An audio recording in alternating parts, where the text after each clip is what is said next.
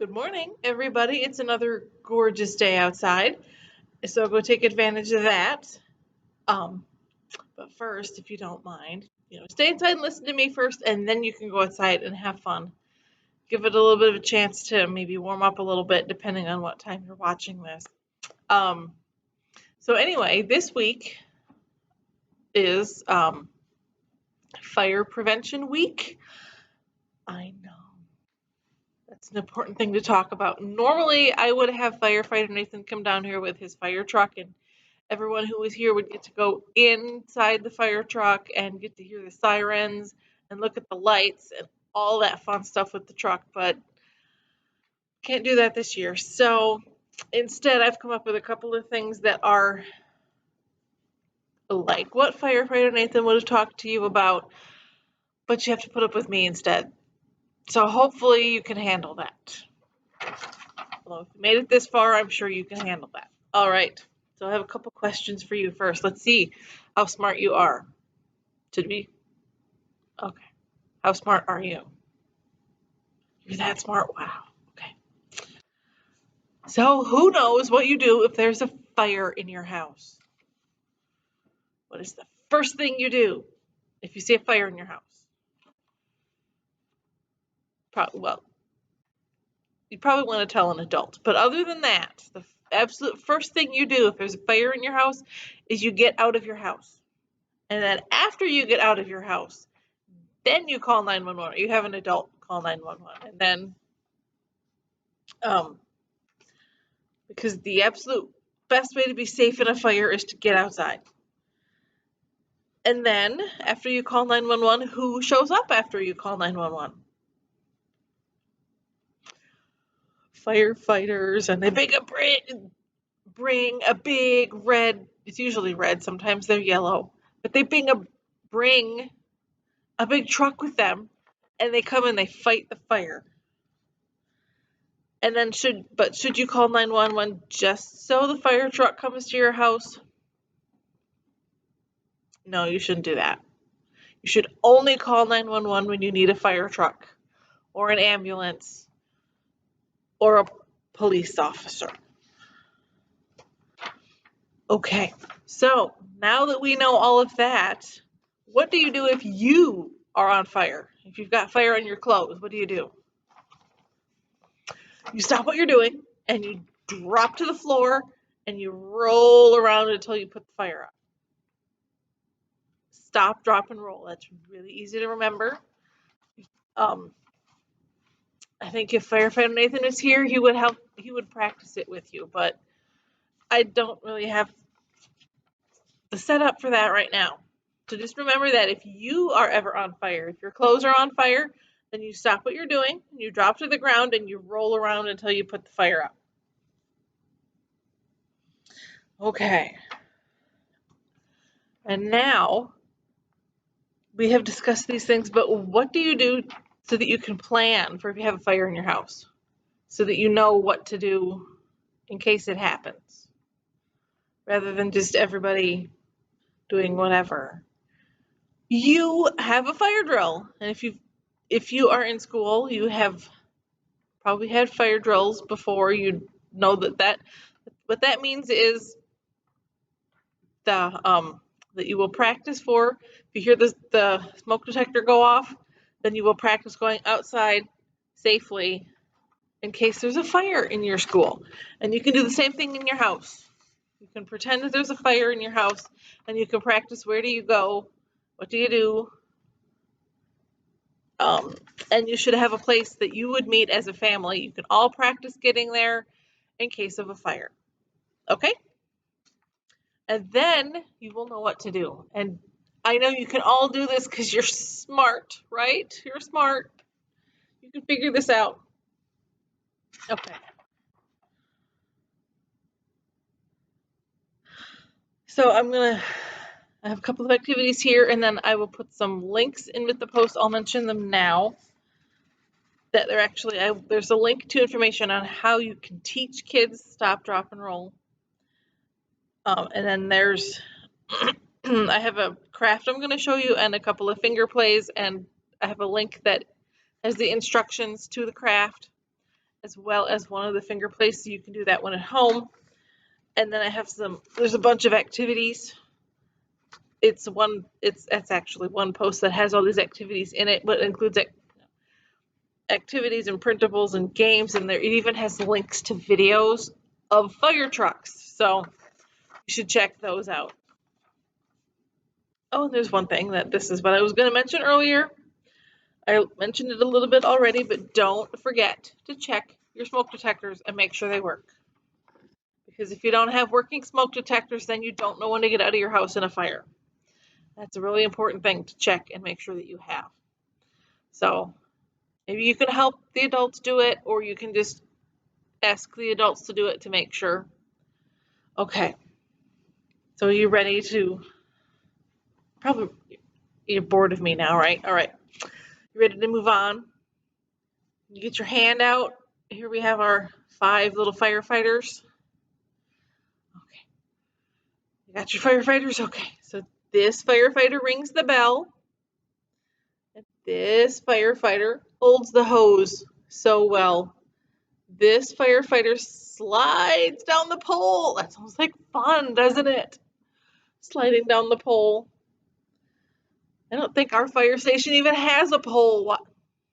Okay. And this firefighter chops a hole. Why do you think they chop a hole? Have you ever seen them chop a hole? Usually they'll chop a hole in the roof so that they can use their hose on the roof and fight the fire from that way. And then this firefighter shouts higher and higher, and all the firefighters put out the fire. And that one actually, you can even make your own 5 little firefighters to go with that one. And that's one of the instructions that I will include in the post with this video. Okay, so now here's another one.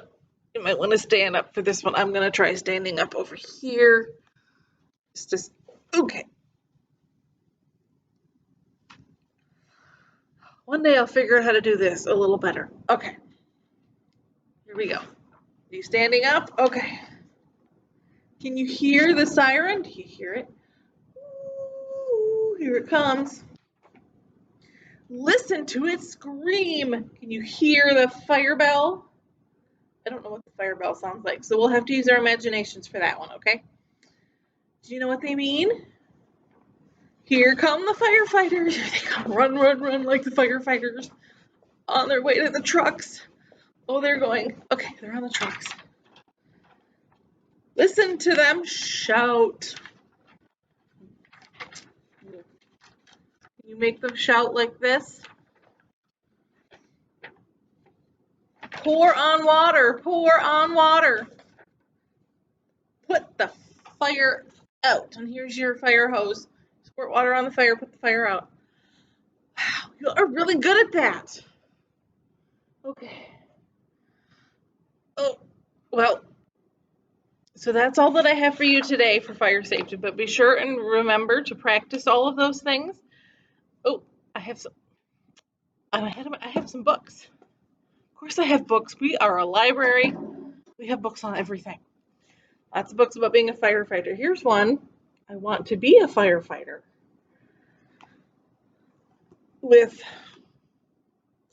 That's Grover, that's who that is. Grover wants to be a firefighter. And here's one, even firefighters hug their moms. Or how about a visit to the Sesame Street Firehouse? Looks like we've got Ernie in that one. And then we have Dumpy and the Firefighters. This one sounds like a good one. Dumpy to the rescue, it says on the back. And here we have a book all about fire trucks. And then we have a book about, here's fire drills. This is how you could practice one. It would tell you what you would expect if you practiced a fire drill at school, or you could even look at it and figure out how to have a fire drill at your house, so you would know what to do in case of a fire. And here's a book about firefighters. We have a book about the fire department. We have a lot of books about fires. So if you want to learn more about fires because it's Fire Prevention Week, then you can definitely come down and get some books like this one about fire rescue vehicles. Or how about this one? This should be a favorite, Firehouse Dog. Do you know our fire department even actually has a Dalmatian? Or at least firefighter Nathan does. All right, firefighters tools. Because they have a bunch of, oh, and these are some of the things that firefighter Nathan would have told you about if he could come down here today. But he was not able to do that, so you can read about them in the book. And here's one, what do firefighters do? And then firefighters on the job, and another one that's just called firefighters. But these all have pictures of equipment and uniform, what they wear in a fire. They're called their turnout gear. So adults, that is a good thing to discuss with children as well, because if you're in the middle of a fire and here comes someone in all of this, looking like this with the helmet on, and then when they've got the breather on, it makes some noise. So that's kind of a thing to talk about with kids, how firefighters are not going to look like they normally look if they're in a fire, but they're still firefighters and they're not something to be afraid of, which is another thing that firefighter Nathan would talk about. But maybe sometime next year, hopefully, or sooner than that, but we'll have to see. But for right now, there's all this information that you can come down here and get if you want to talk about how to be safe in fires, which is an important thing to talk about. So, you might have seen this mentioned on our Facebook page. Next week at 10 o'clock, there will be a live story time. So it'll be the 14th.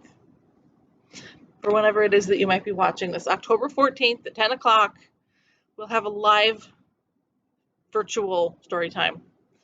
So you can sit in your house and you can watch it. And we're going to use a program called GoToMeeting. So you'll just have to click on the link and come in there, and then you can interact with other people, because we will have microphones and cameras, and you don't have to use either one of them if you don't want to. You'll be able to interact with other people that way. And hopefully it'll be as close to having an actual story time as we can get right now. So I hope I will see some of you for that.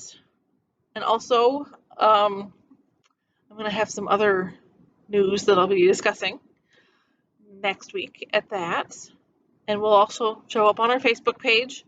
So keep an eye out for all of that. And I will see you, hopefully, next week. Bye.